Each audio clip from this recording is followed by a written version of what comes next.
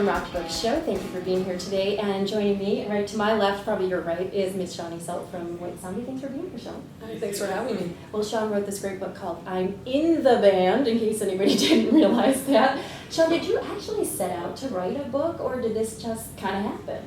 It just kind of happened. I never planned on writing a book, but I had so many boxes of White Zombie mementos and things that I stumbled across a couple years ago, and it took me 2 years to put them all together, but I just couldn't bear to leave them in the box. I had to get it all out there and try to put it in one place, and I'm glad I did. Yeah, we're glad you did too, because it's not only a memoir, it's this really cool scrapbook, and it's so much fun. It's one of those books too you don't just read once. You keep going back and you see something new you didn't see another time. No, I try to make it kind of for the short attention span generation. Like you can flip to any page and it's like its own little story almost also. So you can just kind of go back and forth. You don't have to read it in order or anything.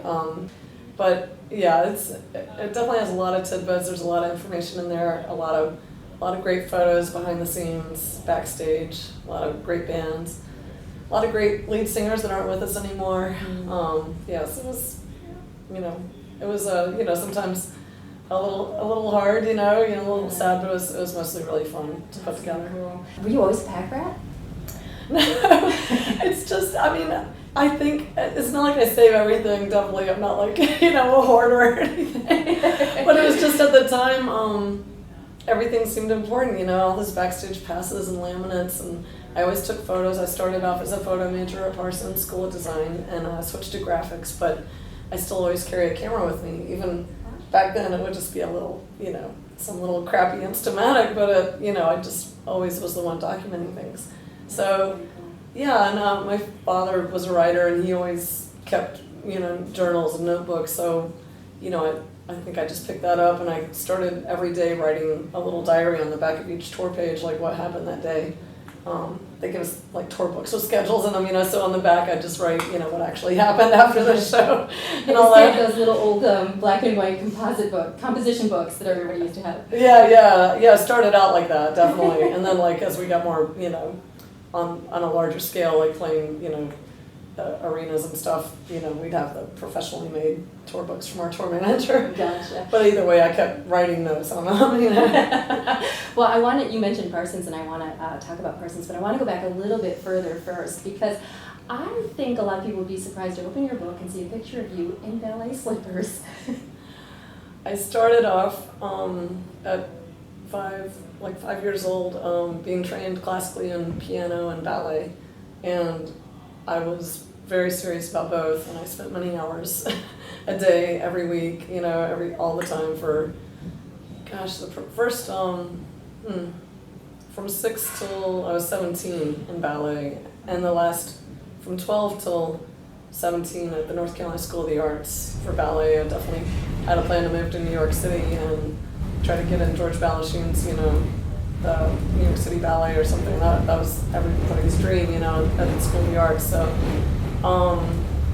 I, oddly enough, broke my foot my last year of, not my last year, but right before my last year of high school. And I was there for the summer session. I never went home, so I just stayed there all the time. So summer session, they're like, well, what do you want to do? And it's like, I don't know, I guess, you're here already. And I was like, well, I guess maybe I could do visual arts while my leg's in a cast, And I loved it so much, I ended up getting a scholarship into the visual arts department for my senior year, and stayed in that and got a scholarship to come up to Parsons. So I still moved to New York, but meanwhile I got exposed to, a lot of crazy stuff through the visual arts students. They were the first kids I met that listened to punk music and all kinds of stuff. So it really, I moved to New York this time with the intention of going to design school, but also maybe getting in a punk band. Yeah, and you also mentioned in the book that the movie Times Square influenced you to move to New York.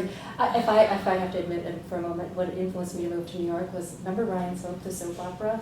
they lived in Weehawken, and I thought it was the most magical place on earth because they had a ferry. That's so funny. I actually lived in Hoboken for 1 year, way back in the early 80s. So it's always funny what brings Next us to New door. York. Yeah. But you also played violin. How long did you play violin? Because you said that that's what made it easy for you to pick up bass. Yeah, just a few years, just like, when I was like 10 till I was 13 or so, I played violin, and, I made it in the city youth orchestra, and, I did all right, but it wasn't like a real true passion. I definitely worked harder at the piano and ballet.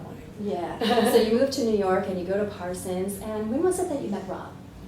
I met him my second year at Parsons, and I'm trying to remember, we saw each other at CBGB's Hardcore Matinee on a Sunday afternoon, but we didn't speak then, and then we were both in the Parsons cafeteria, and he sent his roommate over to ask me if I would like to meet him later that day or go out on, not exactly, he didn't say go out on a date, but we were too tough for that.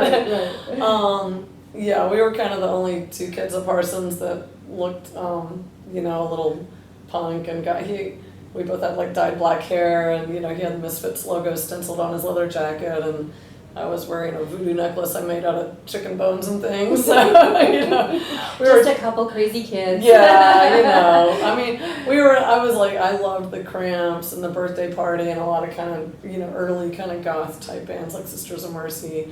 And I also loved all the hardcore and punk stuff going on, and he was a big Misfits fan, obviously, So yeah, that's how we met. We kind of recognized each other in the crowd at Parsons. Very cool. Yeah. That's some cafeteria line you got over there at Parsons. And I don't want to go too far without mentioning your bass, because there's some cool pictures in the book of your first bass at Phantom, but you absolutely had to have Lemmy's bass, the Rickenbacker, and you decorated it so cool. That bass, I wanted that bass after I saw it. Thanks. It's still hanging on a wall in my house.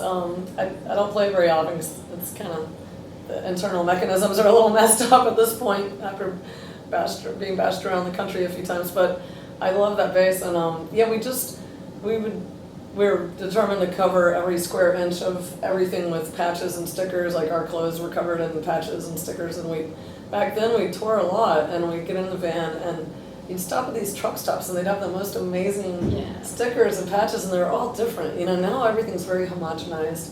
You don't find weird, trashy, kind of things at truck stops. Sometimes you do, but not like it was back then. Yeah. All the crazy glittery decals, and yes, that's just everything I collect on the road. I just stick it on there, and That's so cool. And when you were here in New York, you guys were, kind of going in and out of different music scenes. Who here right in the city were your biggest musical influences, would you say? We were definitely influenced a little bit by the East Village scene, like the Swans.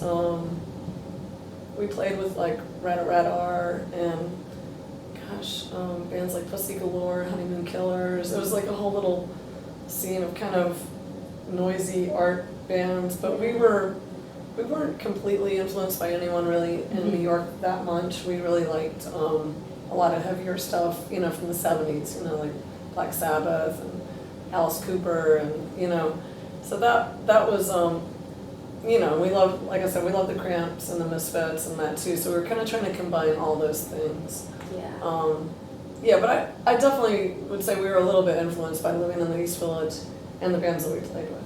Now, for anyone who has never lived in early 80s New York, Lower East Side, basement apartment, Sean, you gotta share that experience. No windows, holes in the wall, rats coming in through the holes, tripping over the rats in the middle of the night, no heat, no kitchen. And you wouldn't trade it for anything. Well, I wouldn't have at the time, but I'm sure it built character. Now you guys are just starting to take off. Iggy Pop produced you early on. What was that like? No, he actually didn't produce us, but we were involved with him in a couple different ways. First of all, he picked our record Soul Crusher, which was on Caroline Records and very unknown, very underground. He picked that as one of his top 5 records in Rolling Stone in like 1987. And that was just huge for us. And then when a couple of years later, when we got signed to Geffen, our A&R guy was like, we should get Iggy Pop to do a little monologue intro of the song Black Sunshine. And so Rob wrote some words for him over this intro I had, and next thing you know, we're in the studio with Iggy Pop, and he's stopping by our apartment and hanging out, listening to the mixes and stuff, and it's just like amazing to get to like meet him, work with him, hang around with him. He's just the coolest guy, and of course somebody that we worship. I mean, there's so many people I haven't said that are influences, but Stooges, Iggy Pop, Motorhead, a lot of Lemmy. There's so many people that are just icons that we love. And when you guys ended up going out on tour, you got to tour with a lot of people that you loved, and Pantera is one of the people that you tour with a lot.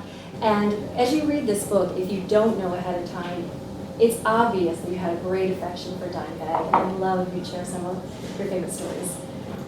Dime was like my brother, not even my big brother, like my twin brother. Like we really, really bonded. We were great friends, and he would like tease me and prank me every day, like on stage. He'd do anything to try to make me mess up or, make me fall out laughing on stage. And when I was off stage in the wings watching them, he'd constantly come over and like fall on his ass or do a flip or do something just to make me laugh. And one time I would always wear these engineer boots that were kind of short engineer boots, but they're kind of loose around the ankle. And he sent a roadie out to get like $20 in pennies, and he came running out on stage, and while I was doing some difficult riff and headbanging, and he came running out, and I didn't see him, and he filled up my boots with pennies so that my feet weighed like, I don't know what, like 30 pounds each. I could barely move my feet, and when I got on stage, he's like, Junior, he called me Junior, you feel weighed down out there? He's so ridiculous. I mean, I can't even go into how many times, we recorded stuff once at like 6 in the morning in his hotel room, just made up songs, and he's just so much fun, such a good spirit, Yeah, and you actually just released a song that you guys did on the fly like that. Yeah, it was, my guitarist from White Zombie, Jay, found it in my old audio cassette archives, and he's like, this is really rare, you should let me make it an MP3, and he's technologically inclined like that, not like me. And so I was like, yeah, take it. And he asked if he could post it, and he posted it on his website. And it went viral within like an hour or two and crashed his website. So ever since then, on my Facebook fan page, I've had all these fans requesting it for like a month or two, and I kind of wasn't sure if I should or not, and it's like Dime's not with us anymore, but I kind of felt like he would want it out there because it's just silly and fun, and that's how he was. So, I mean, it's not like any professional recording. He did it on his 4-track. We had been out drinking, for like 8 hours straight. So it's really silly, but it's it's a fun recording and a good little documentation. Yeah. So I just I got so many requests for it. I put it up. That's awesome, and thank you for sharing that with all of us. And I love some of your other stories from the road too, including the fact that you always kind of need to be reminded of this. We see you guys in magazines, and you're on MTV, and you're hanging out with Headbangers Ball, and you guys are broke. And you even wrote in the book that it was cheaper for you to be out on the road than it was to have a home. Yeah, we put everything. Our first record on Geffen, we put everything in storage and stayed on the road for 2.5 years. And we would literally end a leg of a tour, like a 6-week tour, say with Anthrax, and we'd drive across the country for a day or two and start another tour with, the Ramones or Pantera or somebody. It was crazy. We just stayed on the road, And even when you're on the road, you don't want to take a day off, because a day off is a day you're not making money and you're spending money. You got to go out to eat or something, So it's it's crazy, but that's it's kind of the way it is. Yeah. Unless you're like the Rolling Stones.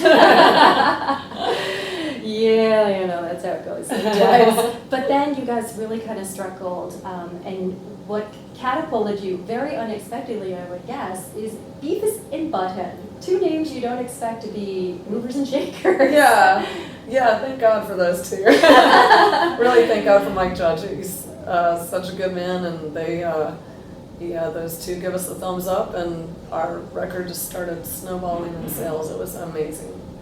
I mean, it was funny because we had watched it happen with Nirvana before our record came out. We had moved to LA to be near the Geffen offices, and we were in there every day, like working on the artwork of our record and, you know, hanging out with the publicity department, just bugging people, you know. and the Nirvana record came out, and you know, we sold like, you know, 500 records this week, and I'd be like, wait, we sold 500 records today, and I was like, wait, we sold like 2,000 records today, and then it just started going crazy until, you know, it went into the millions. It was insane, and you know, that didn't happen for us at all. We slowly, after a year and a half, had sold like 30,000 records. And Geffen was actually very happy with that number at the time. Yeah. It wasn't a lot, you know, back then, you know, to do good, you go gold, 500,000, or platinum, 1 million. But right about then, we were just getting ready to stop touring after a year and a half, and, you know, MTV started playing the Beavis and Butt-Head, you know, episode with us on there, and it's the same thing as Nirvana. It just started snowballing, and next thing you know, we had a platinum record and a lot more fans that we needed to stay on the road for. So, 2 crudely drawn cartoon characters changing the world, one person at a time. And they actually gave you the name or the phrase, "White, that's that chicken white zombie." Yeah. They, I think they said that. I can't remember if it was one of the times they were talking about me in the White Zombie video, or I actually played bass for a minute in a Ramones video. And they're like, wait a minute, that's the chicken white zombie. But anyway, they were, you know, it was definitely very cool, you know, because they liked Iggy Pop, they liked the Butthole Surfers, they liked cool bands, so we were keeping good company, you know. Yeah, absolutely. And speaking of good company, who were some of your early female musical influences? Joan Jett and Ivy from the Cramps. That's pretty much it. I mean, I actually, at School of the Arts, got a student ID and got, you know, lied about my age. It was not very hard. I got a fake ID, and I only went to 2 shows, only went out twice with that fake ID, but one of them, the first one, was just monumental in my life because it was Joan Jett and the Blackhearts, and, you know, to see her at 16 years old in a little club and just looking like a Ramone, playing like a Ramone, just, you know, playing like a dude, you know, and tearing it up. I was just blown away. I was like, oh, you know, like that hadn't really crossed my mind as something I wanted to do until I saw that, you know. Yeah, Joan Jett will do that too. Yeah. So where are things for you today? Would you write another book? You know, I do enjoy writing, and there are a couple, you know, funny episodes of my life that I could definitely go into like a lot more detail, and would make a good book, you know, like the School of the Arts years. It's just such a freak show. It's, you know, forget about fame, you know. It's just it would be far beyond that as far as the story and the details. I mean, growing up, they called us the baby balls, you know, the baby ballerinas in the little dormitory at the top of the hill with all the crazy college kids. It was pretty insane. I think that could make a really good story, but right now, I don't know, it's not really a plan, but it's something I have been kind of contemplating. But you got your music thing going. Tell us more about your bands and what you're up to. Yeah, I've got Rock City Morgue, which is a really unique band. I never know how to describe it. It's kind of a punk band, I suppose, and it's some good friends of mine in New Orleans that I've been playing with, 8-9 years now. And you know, we just put out records when we're ready to, and we tour occasionally, go to Europe occasionally, but it's not, no, you know, everyone's got other lives. It's not like a huge, you know, focus of our life, but it's been really fun. And I play piano and I almost said violin, piano and bass in that band. But I started a new band with a good friend of mine up here in New York, Donna She-Wolf. She used to be in the Cycle Sluts from Hell, a very popular East Village band that had their big major label run also. And actually White Zombie used to play with in the East Village.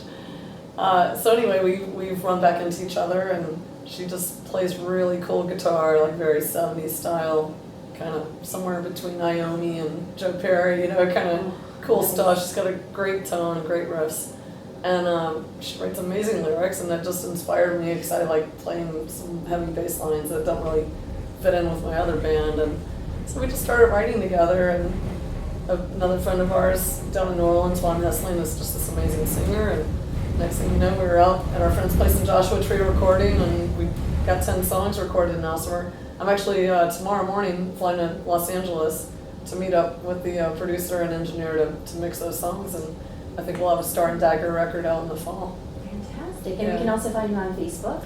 Yeah, there's I have a White Zombie Sean Yseult Facebook page, and then there's also a Star and Dagger page. Very cool. And some of your designs are available as well on the website. They're beautiful. Thank you so much. I have YseultDesigns.com is the design website. She doesn't quit. And I'll just mention this, yesterday you were up at the School of Rock, inspiring another generation of rockers, so thanks for doing that. And thank you so much for writing the book. It's so nice of you to let us in on your life and to share that with us. Oh, thank you, Kimberly. It was really fun. Thank you. You're welcome. Sean Yseult, all the way from New Orleans, Louisiana.